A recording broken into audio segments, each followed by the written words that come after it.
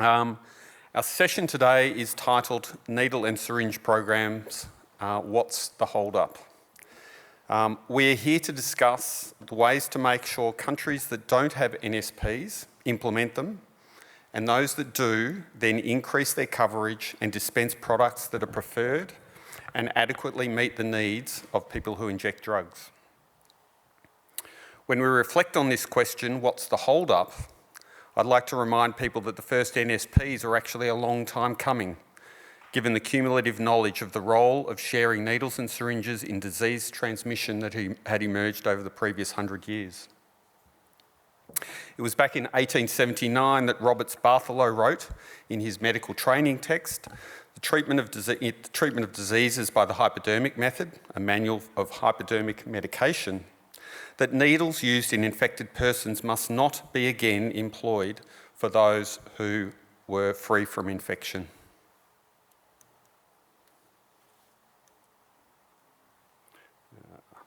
There we go. In the 1930s, there were several outbreaks of malaria in New York that were among people who injected drugs who reported sharing improvised injecting equipment made from attaching needles to eyedroppers. Slightly closer to home, the role of needle sharing in the transmission of hepatitis A was also detailed in the 1970s, most prominently in an article about the behavioural and social drivers of transmission of disease amongst people who inject drugs in the Haight-Ashbury area of San Francisco. But it was not until this pharmacy, which was providing needles and syringes to people who injected drugs in Amsterdam in the period after the emergence of HIV, stopped selling needles and syringes simply because they became overwhelmed by demand, that the first formal NSP emerged in 1984. Although this was very much off the back of the work of the peer drug organisation in Amsterdam at the time, Junkie Bond, who had started an underground NSP in 1981 initially to prevent hepatitis B. And I'd like to give a shout out to this guy, John Stewart Parker, who was a Yale med student and heroin user, who was the first recorded person to publicly distribute sterile needles and syringes in response to HIV in the New Haven area in 1983. You can see his distribution log on the screen here. Later that year, he was kicked out of med school, but founded the National AIDS Brigade in 1985, which delivered illegal NSP services in Philadelphia, Boston, and New York. And he was ultimately arrested 27 times in 7 states for distributing needles and syringes.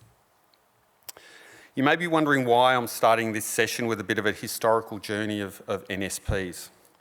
First, I wanted to demonstrate that despite 100 years of evidence showing that the potential health utility and the prevention of harms and improving the health and well-being of people who injected drugs, that it was not until the public health crisis of HIV that NSPs first emerged in some countries.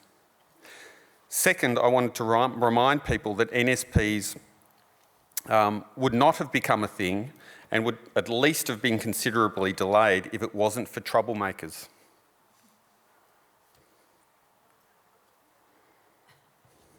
People like John Stewart Parker, organisations like Junkie Bond, and people like Roy Robertson in the UK, and people like Alex Wodak and Alan Winchester in Australia, who were instrumental in the early establishment of NSPs in their countries.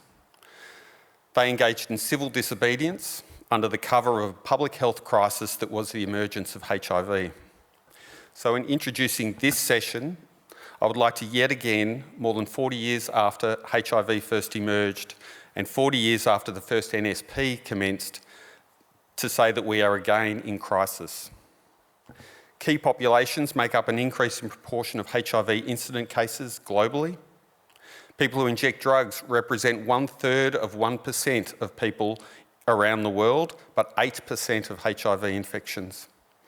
Over 1.1 million new hepatitis C infections occur globally because of the sharing of injecting equipment among people who inject drugs. This is happening because of a failure to adequately fund global harm reduction services and the community and peer organisations that support them. This is happening because funding is inadequate to supply the tools needed for people who inject drugs to protect themselves and their peers. This is happening because of a failure to acknowledge and respect the voices of people who inject drugs. So I want to again call forward the troublemakers to address this crisis. Something has to give. We cannot sit back and accept the stagnant proportion of countries that offer NSPs, nor accept the poor coverage and poor standards of injecting equipment being distributed in those that do.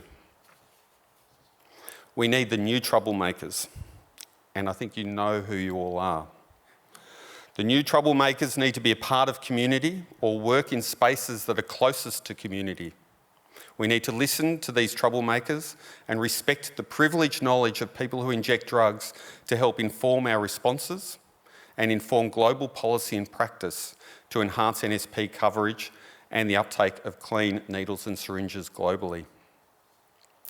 So with that call to arms, I would like to first hand over to Emma Day, who will present some outcomes of the NSP Policy Day that preceded the conference, before Annie Madden tells us about some early reflections on the needle and syringe program values and preferences work being led by harm reduction services and people who inject drugs in low and income countries as part of the UNITAID grant.